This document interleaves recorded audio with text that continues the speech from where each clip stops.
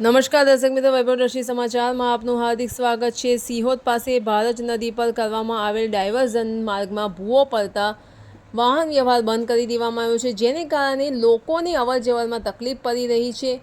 હવે તો લોકોને ચાલતા પણ જવા દેવાની મનાઈ કરી દેવામાં આવી છે, જેને કારણે લોકોમાં આક્રોશ જોવા મળી રહ્યો છે। એટલે નજીકના ગામોમાં જવા માટે કે બોડેલી આવવા માટે લોકોને હવે 15 કિલોમીટર વધારે ફરીને આવવું પડશે, જેને કારણે પબ્લિક જે છે એ ત્રાહીમામ પોકારી ગઈ છે। અને પબ્લિકનો આ બાબતે શું કહેવું છે તે હવે તમે અગાઉ વિડીયોમાં જોઈ શકો છો। ધન્યવાદ। અત્યારે જનતા ડાયવર્ઝન ધોવાઈ ગયું છે, શું કહેવું તમે?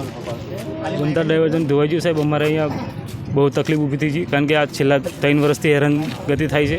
અહીંયા અમારે સ્થાનિક છોકરાઓને ભણવા જવાનું, અમે કિનારાના વ્યવહારો, આજે આ ભાઈ ઊભા છે એમને મયતમાં જવું છે, સામે ગામમાં જવું છે, એમને ચાલતા બી જવા નહીં દેતા અહીંથી।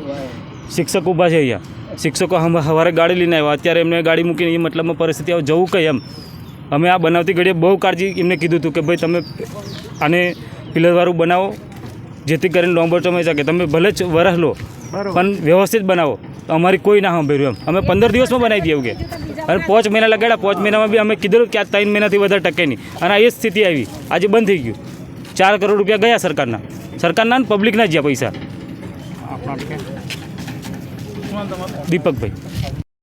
કાકા, અત્યારે રસ્તો બંધ કરી દેવામાં આવે છે, તમે ક્યાં જાઓ છો, ક્યાંના રહેવાસી? મારે અમારા વણિયાત્રી ગામના રહેવાસી અમારે, અને મયતમાં મોટી રાસલી જવાનું। હવે આ કરોડો રૂપિયાનો ખર્ચો કરી અને આ કર્યો 2-3 વખત, પણ એ લોકો જ ધરાય છે બધા, બીજા માટે તો કોઈ છે જ નહીં। અને આ લોકો કરી અને પોતપોતાના ખિસ્સો ભરી નાહી જાય। હવે આવર જવર પબ્લિક થવાની હોય, નહીં જેવા વરસાદમાં ધોવાઈ ગયું તો હવે અમારે શું કરવું? અમે હવે કઈ રીતના જઈએ આવીએ?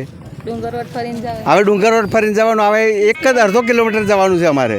હવે અડધા કિલોમીટરની સારું કેટલા 30 કિલોમીટર પાસે ફરવા જવાનું? ચાલતા નહીં જવા દેતા અહીંથી। પેલા ભાઈ કે નહીં જવાનું, એવી વાત છે ભાઈ। કનુભાઈ વણિયાદરી। અને તમે કેટલી રજૂઆત કરી છે? મારું નામ રાઠવા કનુભાઈ મંજીભાઈ સિહોદ, રહેવાસી ગામ સિહોદ। મેં અહીં સ્થાનિક તંત્રને, ખાણ ખનિજ વિભાગને કાલે ફોન કર્યો છે, પણ ફોન નહીં ઉપાડું, કારણ કે એમને રોયતી જ ભરાવું છે। પુલ તૂટે એને પબ્લિકને દુઃખ નહીં, તમને અમને દુઃખ પડે એનું એમને કોઈ પડી નથી। મેં માનનીય કલેક્ટર સાહેબને પણ બોલાવ્યા કે અમારા કૂવા હુકાઈ જાય, બોર હુકાઈ જાય, અમને અમારી ખેતીની મેં પાણી પીવાની તકલીફ છે, બોર અમને જ કરાયો પાછો।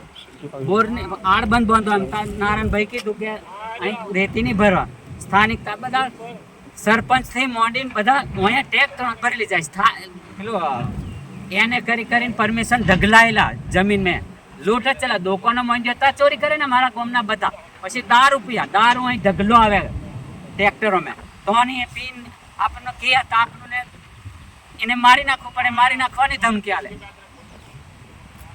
મેં એસપી સુજલ સાહેબ તારના મેં વિરોધ કરું આ પુલને બચાવવા લીધે કે અમને તકલીફ પડશે। દારૂ ખટારામાં આવે, ગાડીઓમાં આવે, દારૂ બંધીનો ઠરાવ કર્યો, કાયદો હોવા છતાં ઠરાવ કર્યો, કાયદાનું કોઈ અમલીકરણ નહીં। હવે અમારે દુઃખ પડે તો અમારા લોકોને અમને બધાને બધા અધિકારીઓથી માંડીને આખા વ્યવસ્થા તંત્રને બધાને તકલીફ પડે। હા, એ બધું બનાવ્યું, એ આપણો વિષય, બધો સરકારનો વિષય છે, પણ તે